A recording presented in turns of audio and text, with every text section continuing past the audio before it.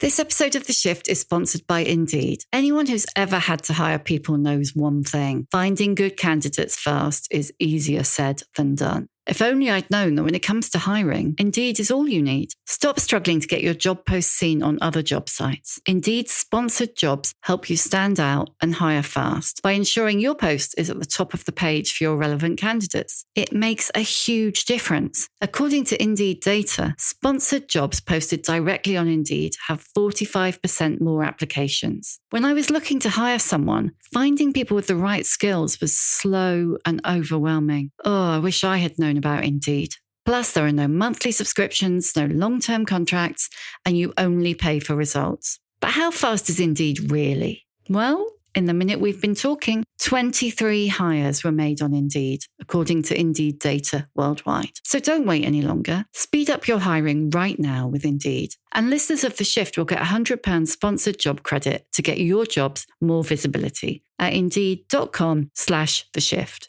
Just go to indeed.com/theshift right now and please support us by saying you heard about Indeed on this podcast. Indeed.com/theshift. Terms and conditions apply. Hiring? Indeed is all you need.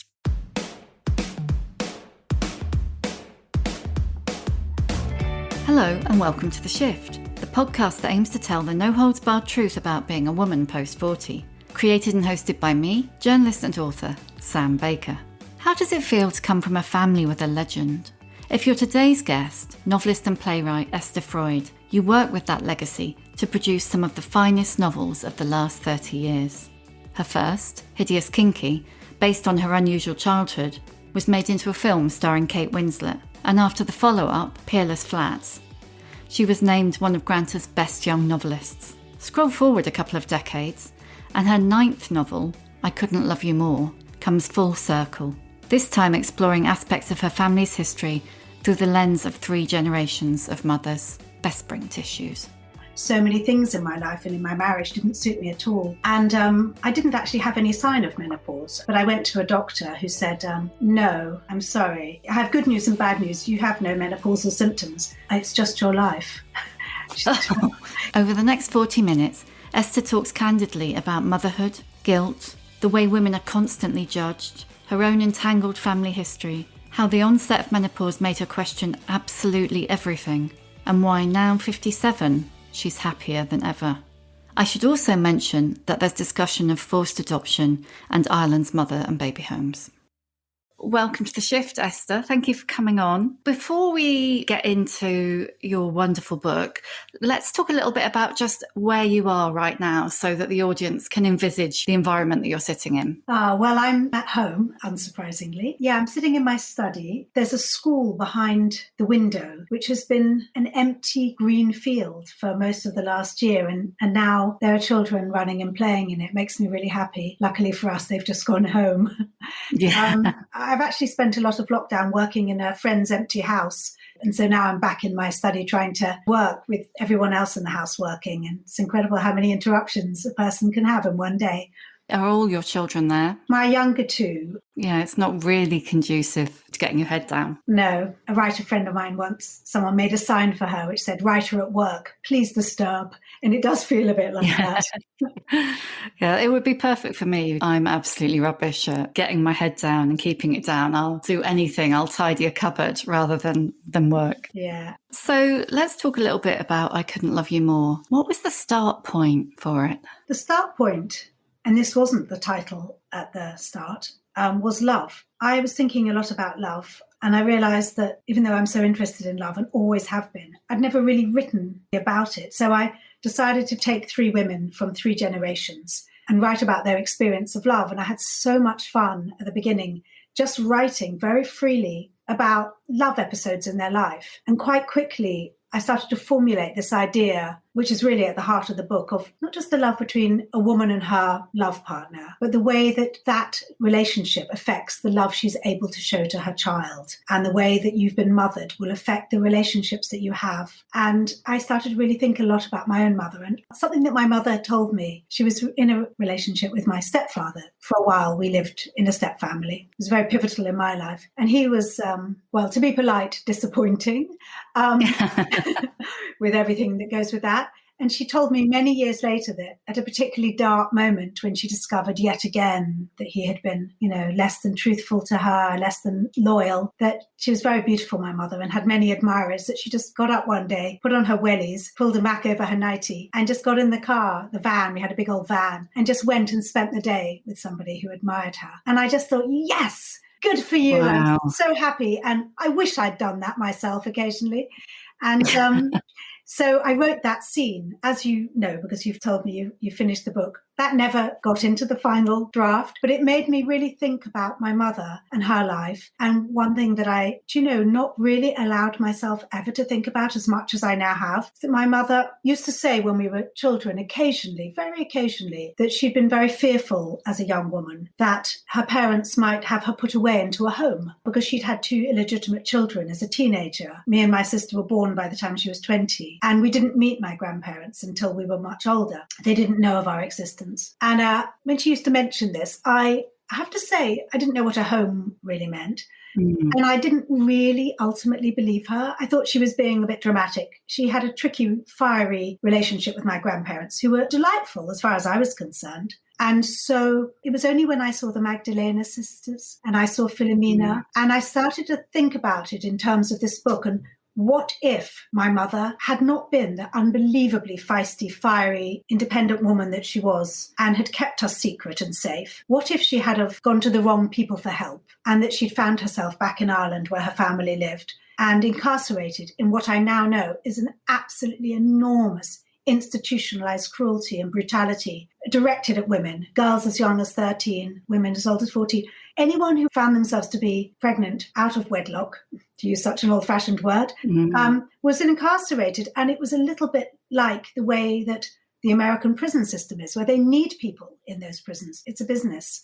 They needed those women because they worked them for years and years for free, and they ran part of the economy on their slave labor. And the more that I researched and the more I investigated, the more sort of determined I was to tell this story. Do you think your mother had a lucky escape? Without spoiling the story for the listeners, because she, like Rosaline, did go home while she was pregnant, didn't she? Yes. My mother is no longer alive. And if she was, I probably wouldn't have written this book.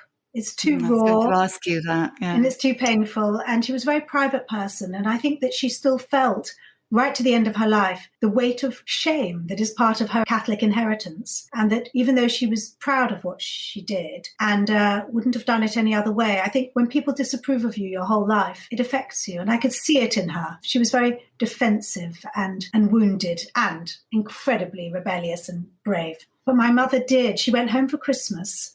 She was 5.5 months pregnant, and she felt that she'd got away with it. I play with this idea in the book, personally, as a mother myself, my wonder. But anyway, no one said anything. And her first child was born in April. So she never went home again, not for 10 years. Yeah, I mean, as you say, you play with this in the book, and the idea that you would not notice that, I'm inclined to think you would only not notice it if you couldn't bear to notice it. And I have to say, I think maybe in every family, but in my family, a lot of people were good at not noticing things in order to suit themselves and their fear. So I think it's possible, because sometimes you just have to have a sort of learned stupidity and a learned helplessness in order to, my lovely Nana had to stay married to my rather fierce grandfather, because in those days, and I really look at this and I'm very interested in it, the loyalty was absolutely to the husband, whereas now, in my generation, loyalty is really to your children. And so I was very interested in that, and I enjoyed it hugely, writing sort of from the point of view of the woman, based more on my grandmother. And the power of shame in not just Irish Catholic families, but actually in many families is incredibly corrosive, isn't it? They say that shame is the hardest of the emotions to lift out of yourself, and it goes incredibly deep and gets stuck inside you, especially sort of childhood shame. So I think it really is. It's pretty generic. I don't think it's just Irish Catholic families who experience it. But I think when it's actually institutionalized, it feels as if it is allowed, and I can look at, say, my grandparents whose lives changed so much in their years, and how my aunts and my cousins who still live in Ireland, how very different their lives are. It's like religion, which ran everything, is just evaporated. It's absolutely extraordinary. Did religion figure in your upbringing at all? Well, interestingly enough, it figured in a kind of oblique way, so that my mother, as part of her sort of escaping, first from her family and then from my father, actually, because she realized this was never going to really satisfy her. She realized there were other women, other children. And so she took us, as I have documented in my first novel, Hideous Kinky, she took us when we were pretty small to North Africa, where we lived for a year and a half. And she got involved. It interested me. I was just thinking about this really in relation to her shrugging off her Catholic roots as she became very interested in the mystical side of Islam, Sufism. For years, she was very involved in that. Even when we came back to England, we used to go to Paris and spend time with Algerian friends who sort of very observantly prayed. So that was my first experience of religion, because I used to sit at the back of the mosque, all the men were in front and the women and children were at the back. Of course, yeah. And I would sort of replicate the prayers, which are marvelous. I mean, it's just like the most incredible experience of sort of leaning forward and singing these incredible sort of rolling vowels. You feel sort of quite heightened by it. And then when I was older and I got to know my grandparents, every year I'd spend many of the holidays in Ireland and I'd go to Mass with my grandmother. And what I really longed to do at Mass was to get up with the others and go and stick out my tongue and have some piece of wafer put there. I didn't really know what that meant. But when I asked my Nana if I could do that, she said, oh no, not only had I not had my Holy Communion, but I hadn't even been baptized. And then she suggested a few drops of holy water is all it would take. So anyway, with great excitement, I went back to my mother, who'd stayed behind in England. And I said, oh, just a few drops of holy water. And she became apoplectic with fury, which amazed me. I'm sure. I had no idea what it meant to her.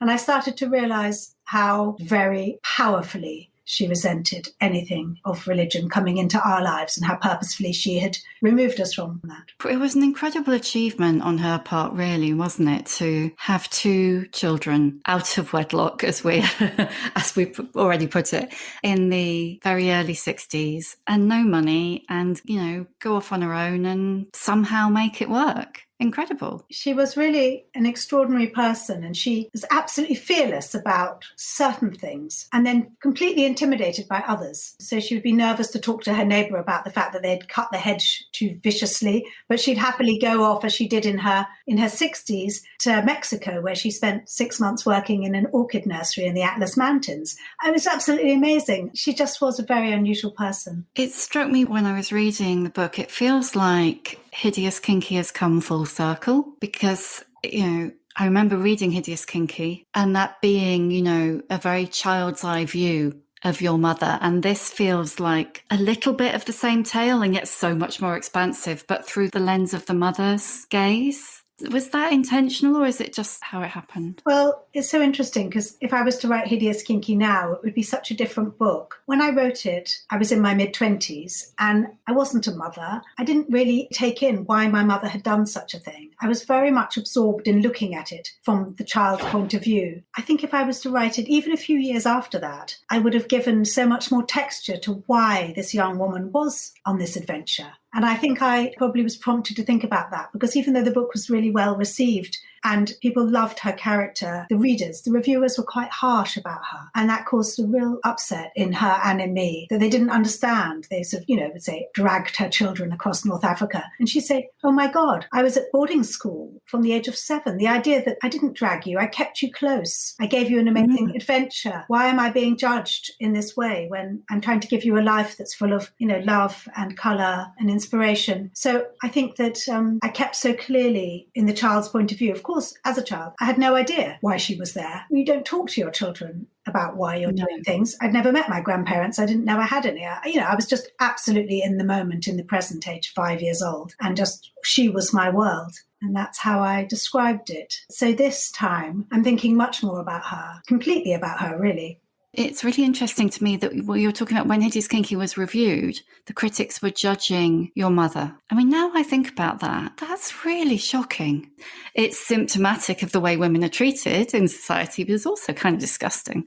It was really shocking to me and incredibly upsetting. And I then felt that I had brought this pain on my mother. And my mother had, in fact, really helped and supported me writing the book and filled in the gaps where I had forgotten things. And she liked the book.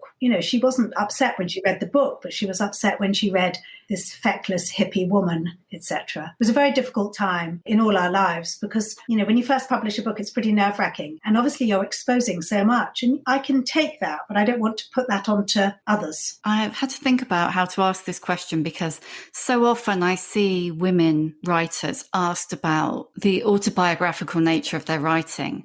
I don't think there's any way not to ask you that question because obviously Hideous Kinky and Peerless Flats and now this do have kind of strong strands from your family background, don't they? Why do you write that way? I would never use the word cannibalizing, but I'm unashamedly interested in mining my life because I've had such a varied and interesting one. It would seem perverse not to look at it. Also, when I write, I love to own the story. And however many incredible stories there are out there, I need the story to be mine. So in order to write about the mother and baby home, and as I was saying to you just before we started talking, I'd been watching the Abbey Theatre production of Home, which is testimonies read out by actors of women who'd been incarcerated in mother and baby homes in Ireland, and sometimes the children who'd been trying to trace these mothers. And I felt if I hadn't had the experience myself of my mother having such a close miss with this experience, I wouldn't have felt the right to write about it. And of course I do have the right. I mean, I'm a believer that we should all be allowed to write whatever and whoever we want. But I need to feel a link. And so I feel I'm the opposite of some authors.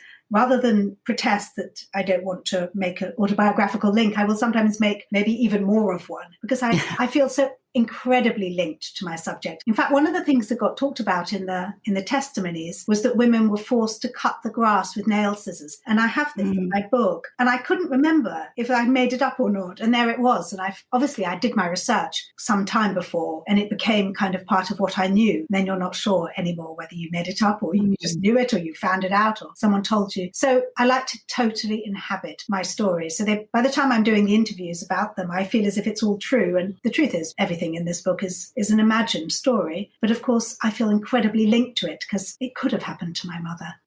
Very, very, very close miss, I think. The sense of judgment, really, that pervades the novel. We know we sit on, or you're probably very good and don't sit on social media, but you only have to spend 5 minutes on social media to see the way that women are judged and men aren't. Each of the female characters, maybe not quite so much Kate, who is the more contemporary character, but each of the female characters, even going back before Aoife, who is the mother in the 30s, to the grandmother, Isabel, they're all judged for their behaviour in a way that, the men never are. And yet in your book, at least, there's the whole nun thing, but then, it's the men, it's the fathers who are the most judgmental. One of the things, of course, that I came across, all the women's testimonies and stories and research that I read of all the young girls who were in these homes, never ever, even if they've been raped, even if it's a result of incest, their pregnancy, I found it so heartbreaking. These two sisters who were of sort of lesser intelligence, very simple girls, they had both been abused by the same man, and they were both there in the home pregnant, teenagers. And was he taken away by the police? Was anyone? No, it was just known that he was the one who did it. It was just heartbreaking. And there's absolutely no judgment on any of these men. It's as if it's a conspiracy against women. Put as many of them away as we can possibly do. There's too many of them. And then why are the nuns buying into it? Because it's almost as if they're honorary men. They have privileges and they have power, and they're going to keep it that way. And they're so, so cruel to these women. I mean, absolutely brutal, as they're in labour, even in a breech labour, even in a labour of days and days, no painkillers, no stitches. They must suffer for their sins. They must make amends for the sinful behaviour, even if they were the victims of this situation. But no, it's interesting. I mean, at one point I worried that none of the men in the book were in any way delightful or likable even. And then I thought, I'm just going to write my truth. This is how it seems to me, and this is my experience. So one is. There is one.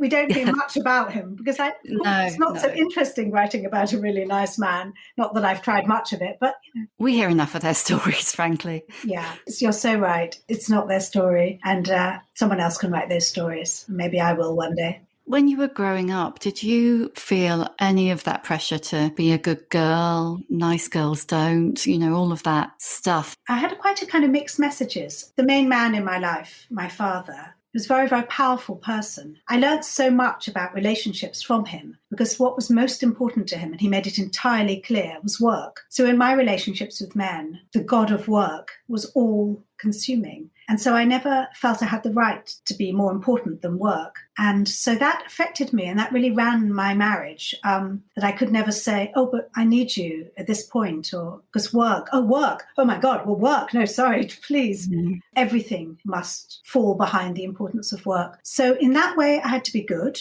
as I was. I saw that if you were good, you got a lot. And if you weren't good and you were rebellious, you lost. That's what I saw. And my mother, who was incapable of being good and was naturally rebellious, she lost the things that I was not prepared to lose. I wanted family. I wanted to be surrounded. I wanted to be loved. I needed as much as I could get from everything. My mother was utterly prepared to be alone in the world, and I couldn't operate on that way. Yeah, so I think I was pretty primed to be good. I read an interview earlier where you described yourself as the one who watches. Yes. Which struck me as really interesting. I think writers are watchers. And actually, it's one of the reasons I loved writing this, because my narrators aren't all passive. Rosaline is fiery. Aoife is fiery. Maybe Kate is more of a watcher. But I naturally like to watch. I like to gauge. I like to sort of find a way through. And I'm always looking for the story in it, even if I'm not about to write it down. I'm seeing the story. I've had I think, a really useful but slightly debilitating ability to always see all the sides of the story, almost as if it's landing. So for that reason, I've almost never in my life been able to have an argument, because I think, oh, but poor things. Oh, but they're actually feeling really upset about that. And so it's hard to react instantly in that moment because I'm seeing all the sides. I think, oh, I'd like to smash this bottle. I think, oh, but then I'd have to sweep it up. It's annoying.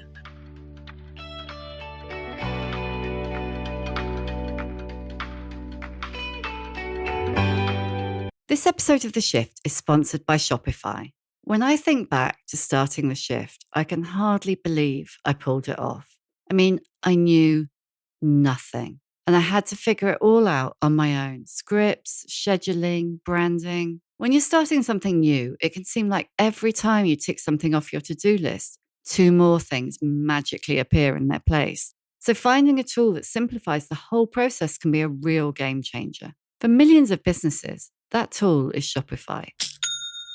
Shopify is the commerce platform behind millions of businesses around the world, from household names like Heinz to Allbirds and Skims. Get started with your own design studio. With hundreds of ready-to-use templates, Shopify will help you build an online store to match your brand style. Accelerate your content creation. Shopify is packed with helpful tools to write product descriptions, headlines, and enhance product photography. Get the word out like you actually have a marketing team to create email and social media campaigns wherever your customers are scrolling. And best yet, Shopify is your commerce expert with world-class expertise in everything from inventory to international shipping to processing returns, you name it. If you're ready to sell, you're ready for Shopify. Turn your big business idea into with Shopify on your side. Sign up for your £1 a month trial at shopify.co.uk/shift. Go to shopify.co.uk/shift.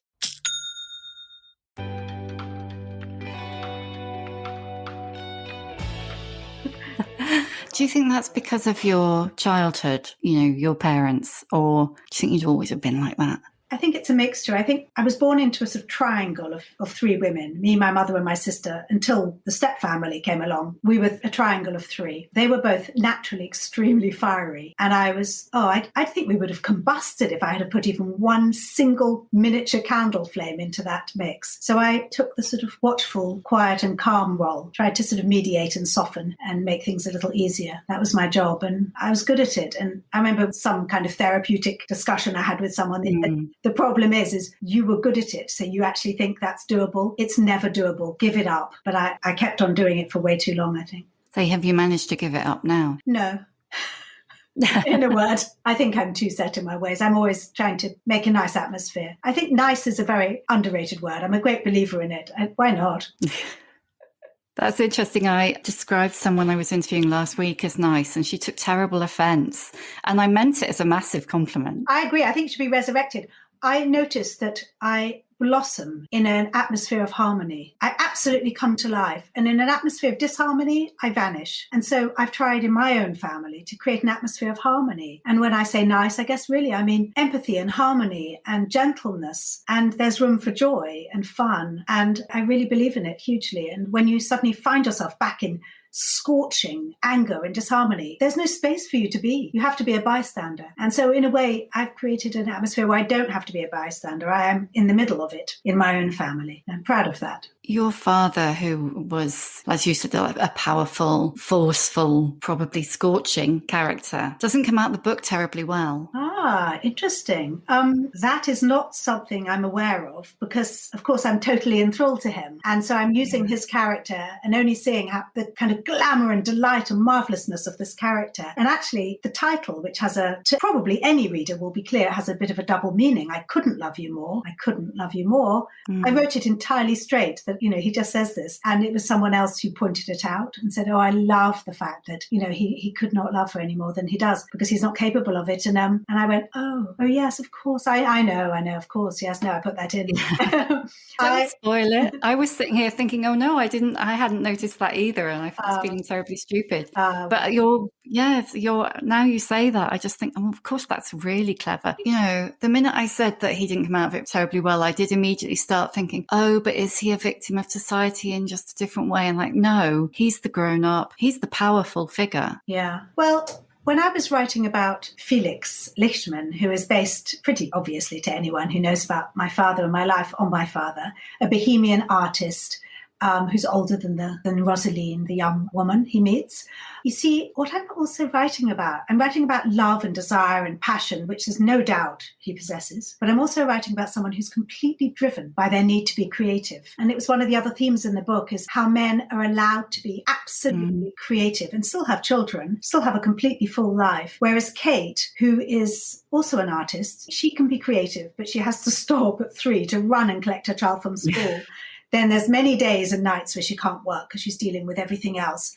And her creativity has to become kind of subverted inside her as she tries to find a way to express it without, being branded an unfit mother, really. There are very few successful female artists with children, so few. And there's a real reason for it. It's incredibly hard to be a great artist without giving it everything you have to it. And I understand that, being, my father's daughter and admiring him and being inspired by him. And I always wanted to be creative myself, but I always wanted everything else. And I knew I would never be someone who worked 20 hours a day.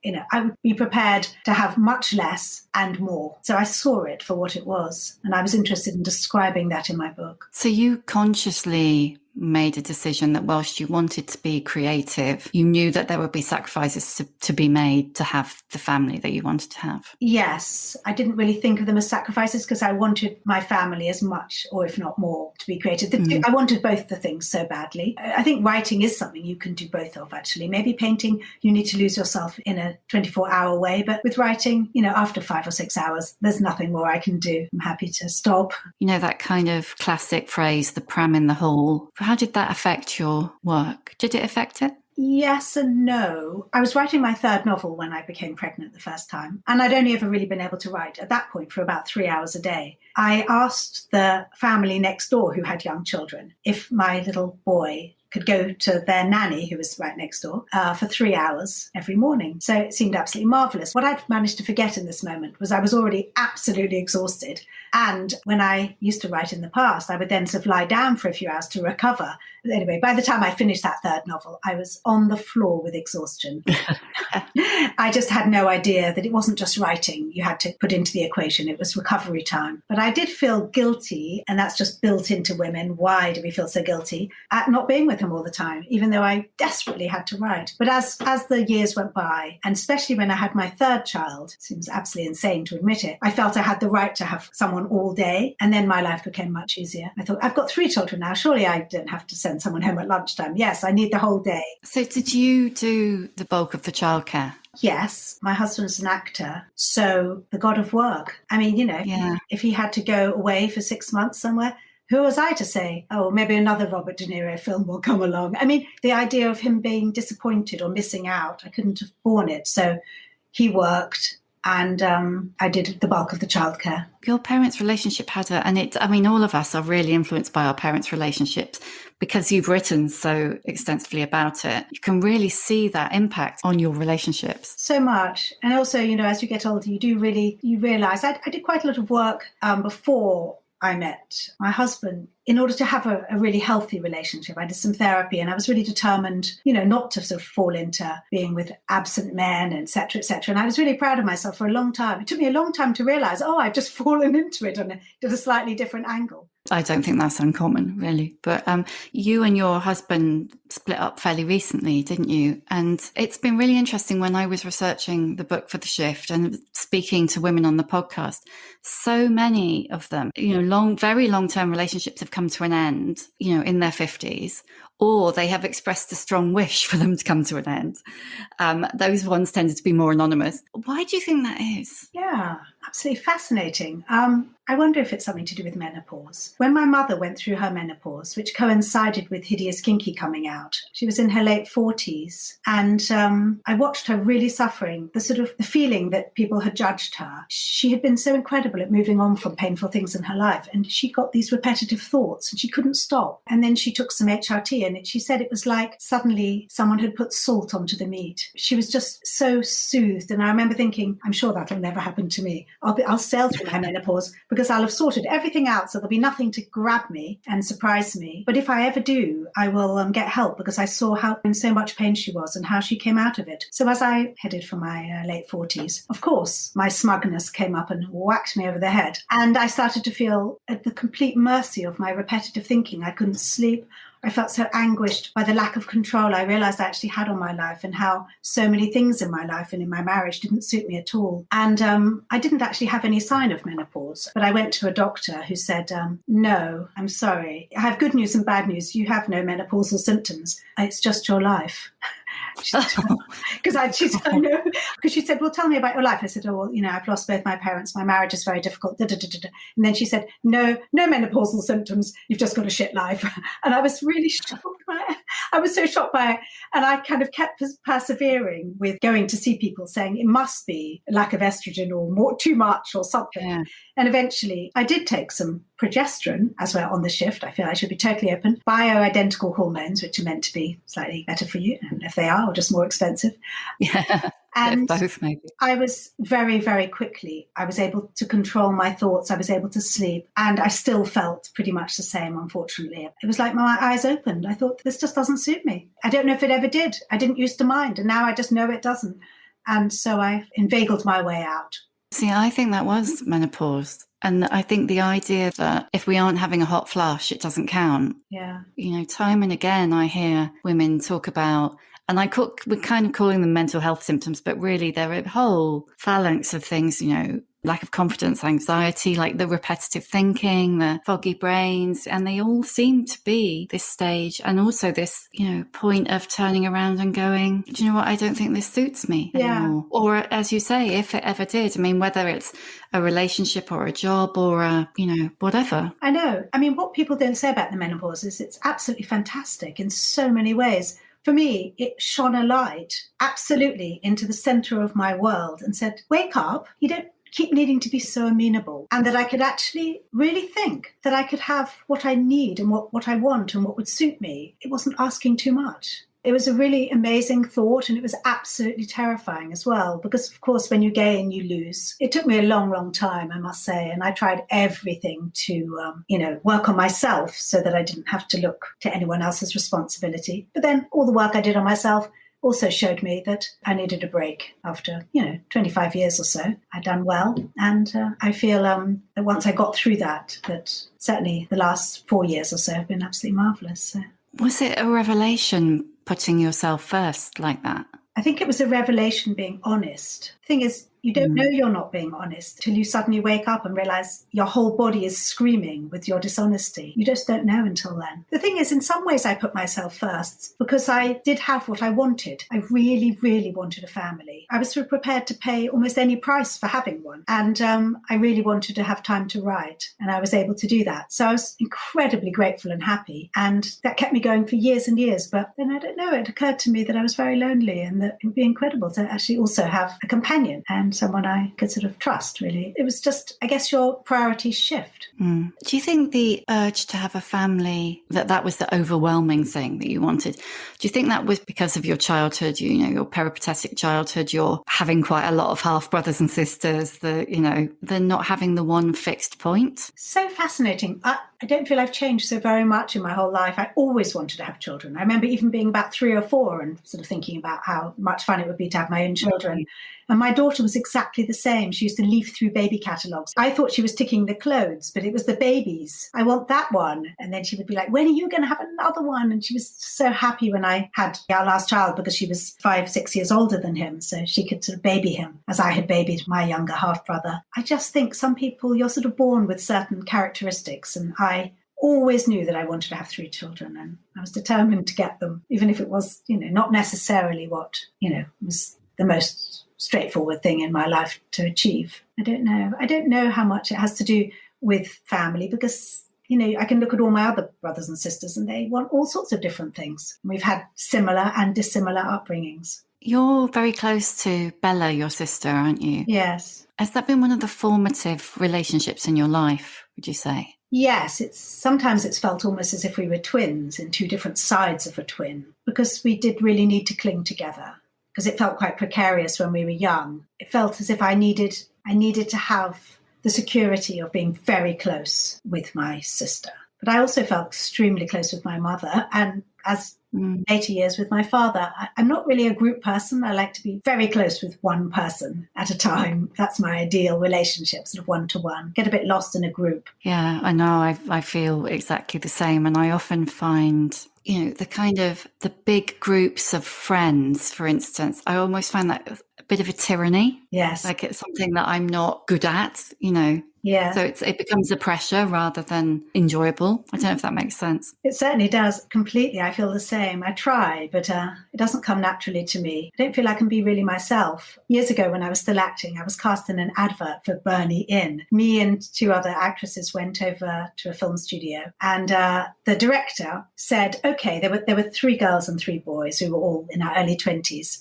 And the other 2 girls were actually Gina Bellman and Leah Williams. And he said to Gina, so you are the girlfriend of like the most popular boy. Then he said to Leah, you're the coolest girl in the gang. And then he looked at me and he sort of creased his eyes and he said, you're the one who kind of went off to university and lost touch with everyone.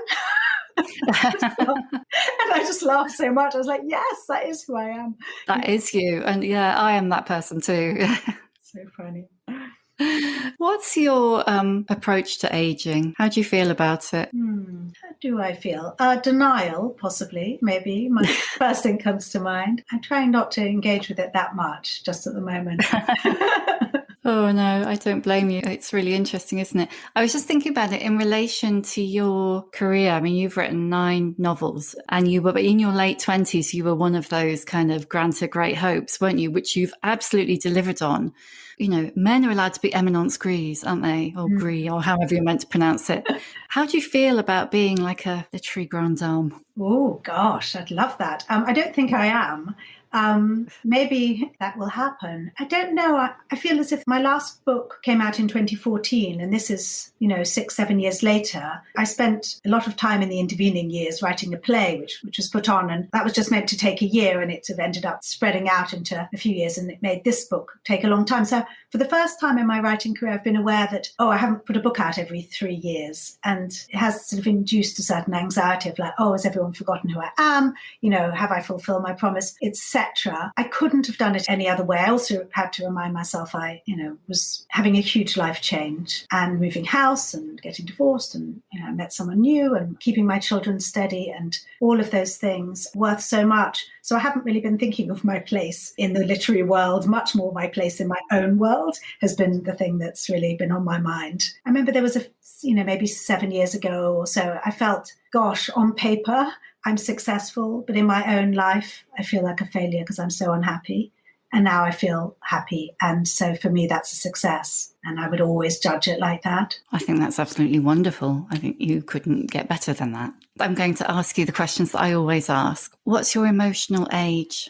For years and years, I was 37. I think I might choose 51. That's when I started to become happy again and feel very affectionate to that age. That's really good. What's a book that's meant a lot to you or that you would push on other people, or just a book recommendation? Gosh, it's always hard to think of a book recommendation when there are so many books that I love. I quite often, as a gift, give The Summer Book by Tove Jansson, because it's such a...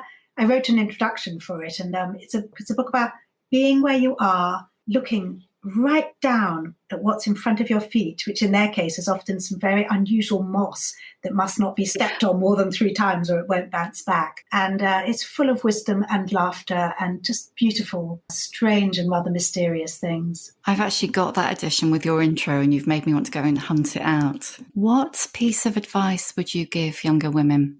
It's funny, I'm really torn by being patient and being impetuous, because actually, don't be too patient. You've got to do the things right there and then. And you can always, there's plenty of time to change and remedy your mistakes. Did you follow your own advice? Yes, probably. I don't like to wait around. What's your superpower?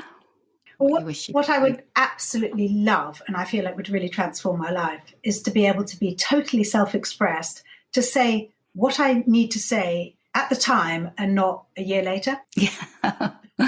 Oh, God, you and nearly every woman on the planet, I think. Yeah. Banish resentment, basically, that way. Have you got better at that?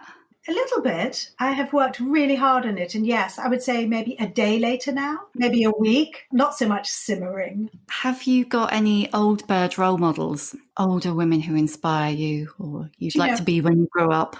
I do. I actually have a few older women who I really love spending time with older women, partly because they kind of recreate for me the close relationship I have with my mother. So there's a wonderful friend of mine, a writer called Hanan Al-Sheikh, and she is so effortlessly joyful and light-hearted and without being kind of saccharine in any way. I've just never, ever known her even have one negative thought or emotion. And she just bears this beauty. And also every time I see her, she's dressed almost like a little girl dressed up in the most beautiful and extraordinary and unusual clothes. So she is someone who, she makes me excited about being in my early 70s as she is. You know, she's just amazing. She sounds brilliant. Are you a dresser-upper? I like to sort of transform myself. So I'll be very down-dressed when I'm working, so I can kind of almost disappear. I just long to get dressed up again. I've missed it so much and wear high heels and please bring it on. Yeah, a night, one of those nights out where you bump into people that you haven't seen for ages. Yes, and you walk through the warm streets and, yes. Lastly, how many fucks do you give? Great question. Actually, a lot. I want to feel the communication. And so if I give something out, I want to get it back. I mean, I'm talking about this book, I guess, because writing is communication. So, yeah, I do care. I do care. It means a lot to me. That's brilliant. Thank you for being so candid and just being wonderful. And thank you for writing this wonderful book, Esther. Well, thanks. What a pleasure to talk about it. It was great. Thanks so much. Thank you for listening. You can hear a new episode of The Shift each Tuesday on Acast, Apple Podcasts, Spotify, or wherever you get your podcasts. If you like what you hear, please do rate, review and follow, because it really does help other people find us. And if you'd like to know more about my own experience of shifting, my book, The Shift, How I Lost and Found Myself After 40, and You Can Too, is out now in paperback. See you next time.